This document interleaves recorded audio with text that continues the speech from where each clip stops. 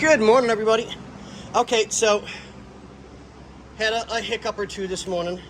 Had to deal with that. We're going to pull the alternator this morning, yank it out, test it, but we are 99.9% certain that the regulator went in the alternator.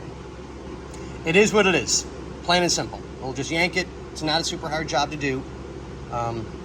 So these are going to be small, maybe 30-second videos, and Bobby, with his infinite wisdom and magic, will make them appear longer and blend them all together. And I will look fabulous, I swear.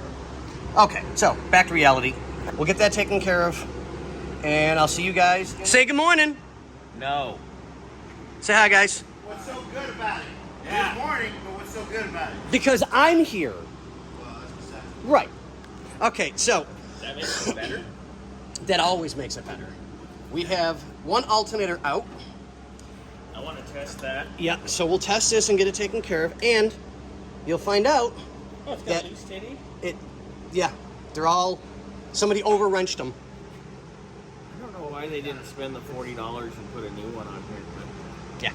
So high probability that this is completely bad. yeah, I'm going to. So Thanks. I hand over that to you. Videos are short, but it's to the point.